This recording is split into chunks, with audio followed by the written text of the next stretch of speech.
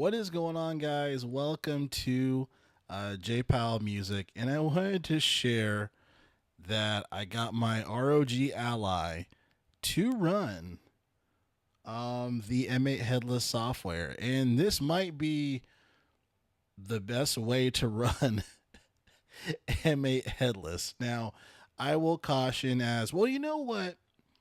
Yeah, I'll do a slight caution because obviously the ROG Ally, this is the first one. Okay, this isn't the Ally X, and the Ally X. If you, I thought I got this on eBay for like 415, something of that nature. The Dirty Wave is like $700. Okay, if you were just to get the M8, the Dirty Wave M8. But if you have a ROG Ally, or maybe if you're thinking about buying a ROG Ally, or the Ally X, or maybe the Xbox Ally, which is essentially the same device, just much more powerful with the new, I think it's like the Z2 AI chip or something, and the RAM, more RAM as well, and probably battery life. You might want to think about putting the M8 headless software on here. And there's a couple reasons why that this is a powerhouse and arguably the best handheld to do it, option to do it. I think this is much better than the Steam Deck to do it as well. I think it's going to be a lot faster to do also because this is just a Windows device. At the end of the day, this is a really powerful computer designed to as a, that you can play games on, right? But this is a computer. This is a Windows computer you're purchasing. So the cool thing about the M8 headless software for Windows, you don't have to do that much. You just have to download the client, and you go into the settings, the control panel, the sound hardware, and then you tell it to recognize, to listen for the M8 sound, and that's it. And that's the native client. That's not the web display. You can also do the web display, but there's no reason to do that because if you do the download, client download, it's on your device. You don't need internet, which is great, right? It's just really awesome. So, and you can blow it up. So you're getting damn near the full 7 inches, probably 5 or 6, maybe 6 and a quarter, whatever. But you're getting a large display. The controls work to navigate through it. And I want to kind of share how I have mine set up as well. So as far as of course, this still needs the TNC, right? The TNC 4.1 microchip, and I have it on here. So I got this angled USB-C adapter, which I think looks really clean. It doesn't stick out or anything super crazy. And then I have this this OTG small, well, it's not an OTG, it's a C to A cable into the angled OTG.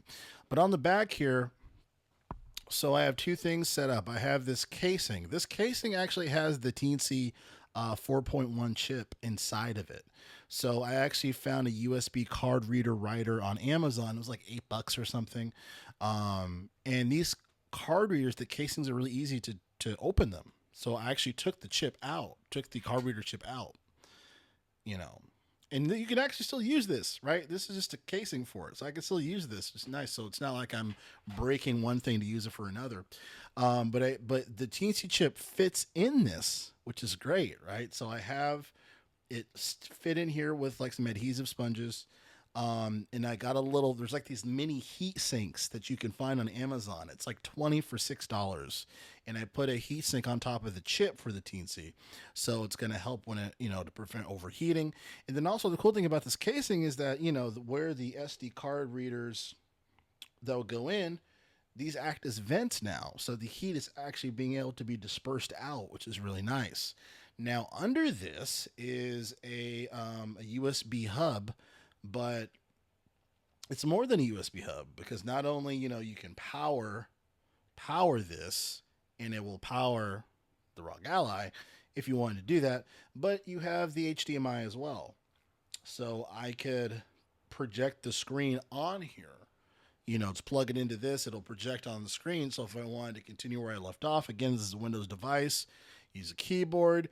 It's just a really quick way to get the best of both worlds. Because ideally, if you did that, you would have to disconnect this, plug into your computer, then do it. So this is kind of a neat little little option here. And then I have the Type C data port here. Nice thing about this, you can plug in Type C headphones and use them for music. I know not everyone really does that, but I just got some Type C headphones for like 15 bucks and they actually sound pretty good. And this is the other reason why that this is one of the better options for the M8 headless stuff.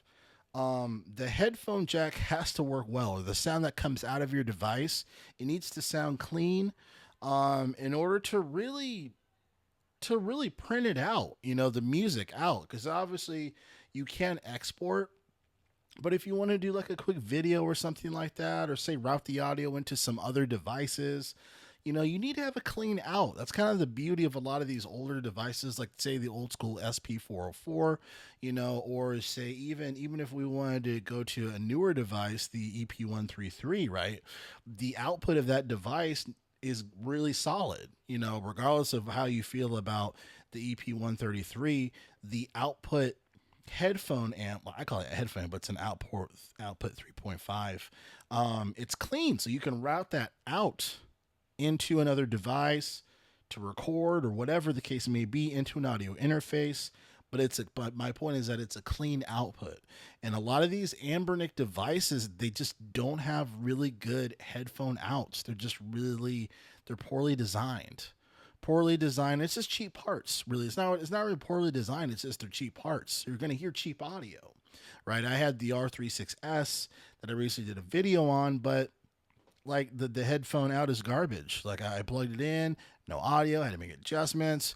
So that was the other findings that I had, right? Is that if you really want to use this, sure, you can print it out on it and then convert it over to the computer or export, but that's just a lot of steps that if you can avoid not taking those steps, don't do it. So if you do have an ROG Ally, this is the way to go if you're interested about the headless. If you do not have an ROG Ally, obviously I understand. Consider the RG351P or any of the 351s actually. If you're like, you know what, Gerald, I'm still gonna rock with the Anbernics. They're cheap, they're 40, 50, 60 bucks. Like, I'm just gonna rock with that. Then hey, go for it. I would go with those. For the word on the street is that those are some of the better Anbernic models to actually do that.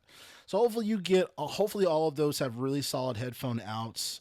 Just because I feel like you have to get a really good sound. But anyway, wrap it up here. Again, J Powell Music and Test This Tech. Catch you guys in the next video.